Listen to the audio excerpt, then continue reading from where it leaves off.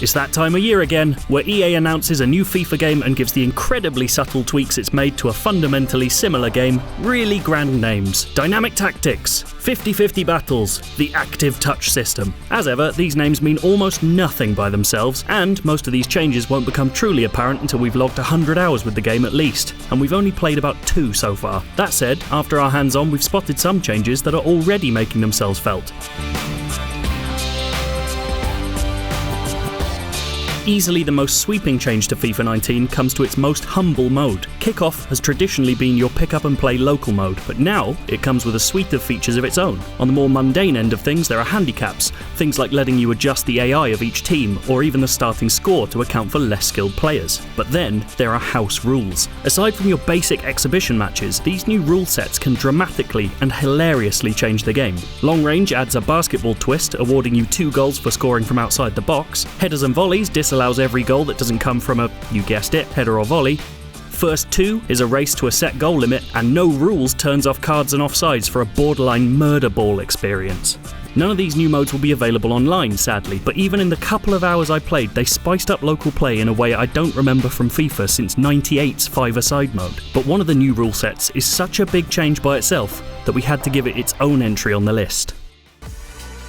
I'm not gonna lie, I initially thought EA had actually put a Battle Royale mode into FIFA. In actuality, survival's drawn from a closer source, FIFA Street's popular Last Man Standing mode. The rules are simple.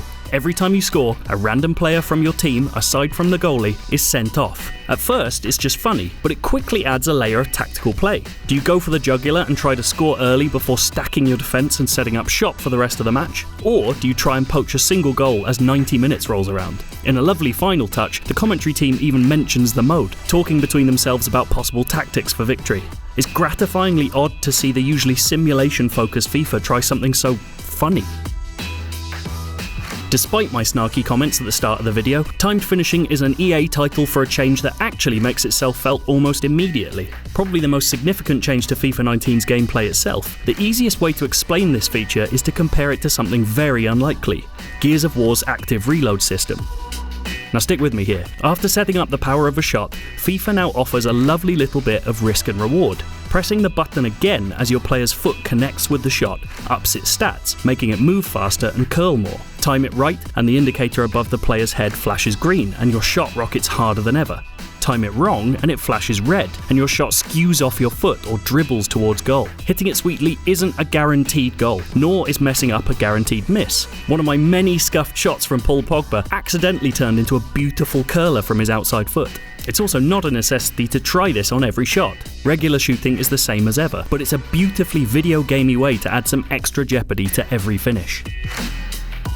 Probably one of this year's more invisible changes is EA's somewhat nebulous promise that opposing players will be more physical when meeting the ball at the same time. Initially, I was a little skeptical about this. Surely that's just, tackling. But returning to FIFA 18 after my hands-on with the new game has made me a believer. Where last year's game often sees players inexplicably failing to put a tackle in when coming towards each other, FIFA 19 often sees them both going in hard, even colliding with each other in the process. It makes defending feel more robust, and even has the upshot of making losing the ball feel a little less irritating than if your player just lets an attacker run past them.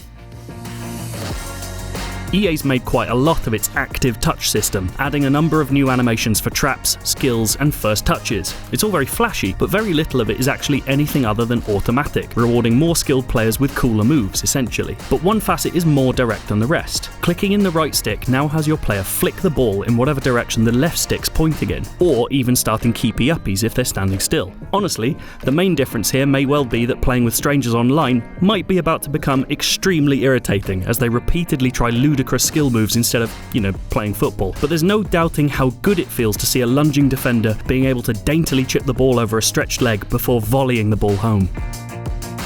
This final point is another win for local play. FIFA now lets you create distinct in-game profiles which can be chosen by players before any match. Each profile collects a frankly absurd number of stats about your play, right down to which part of the net you score the most goals in. Better, it directly compares your stats against every other profile, meaning you can now track how many times you've won or lost against any other player who has a profile on your console.